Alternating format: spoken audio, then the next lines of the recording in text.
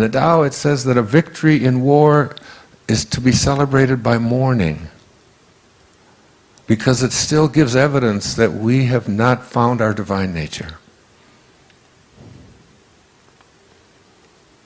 If you love those who love you, what virtue lies in that? Even the morally weak love those who love them. And if you're good to those who are good to you, what virtue lies in that? Even the morally weak do that. Love your enemies. Be good to them. Share with them without expecting anything in return. Then your reward will be rich, and you will be sons of the Most High. He is kind to the ungrateful and the wicked. Be compassionate like your Father. How much of that do we practice on our planet? Divine love is a love that we have inside of us because it's the only thing we have to give away. That's all we can give away. Again, Patanjali, when you are steadfast, this is who Jesus was. This is who Rumi was. This is who Shams of Tabriz was. This is who Muhammad was. This is who Buddha was. When you are steadfast, which means there's no ego, when you are steadfast in your abstention of thoughts of harm directed towards yourself and others, that all living creatures will cease to feel fear in your presence. That's who St. Francis was. I've been to Assisi. Some of you were there with me. How many? Who was there? Look, so many of you were there with us last year, just a year ago, a little over a year ago. Do you remember the lecture in Assisi? When I stood there and St. Francis just entered my body, and literally I just lost it. I couldn't speak for 7-8 minutes. It was overwhelming, the love. And everyone in the room just stood up and just held their hands out. You can reach this level of consciousness. There's a great Indian poet. His name was Tagore, Rabindranath Tagore. In 1927, he wrote a collection of poetry called the Patanjali. This is what he said about the ego. I went out alone on my way to my tryst. But who is this me in the dark? I step aside to avoid his presence, but I escape him not.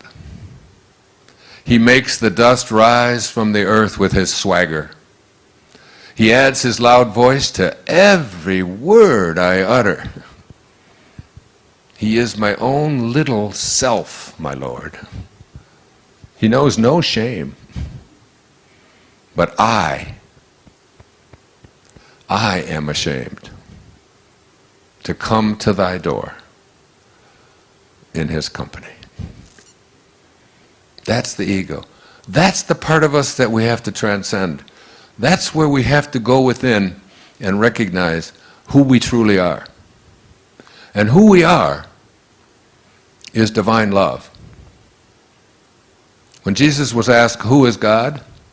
He said, God is love. And he that dwelleth in love dwelleth in me, and I in him. It's just love. That's all Rumi is about. It's about love. It's about love for the beloved, love for the divine, love for that place within us that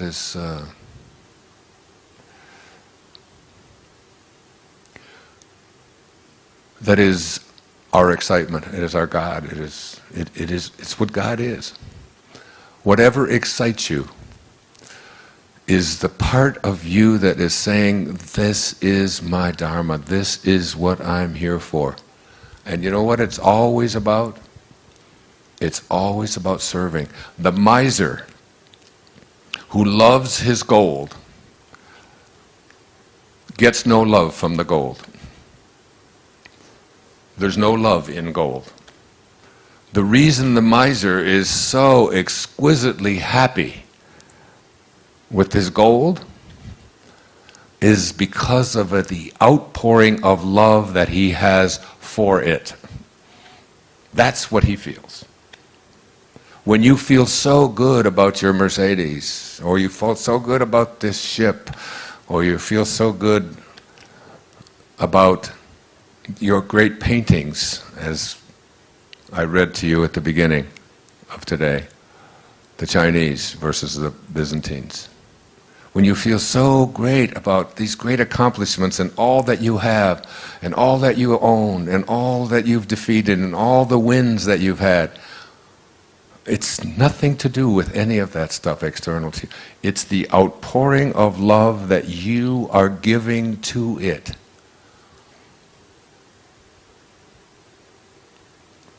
And you can't have love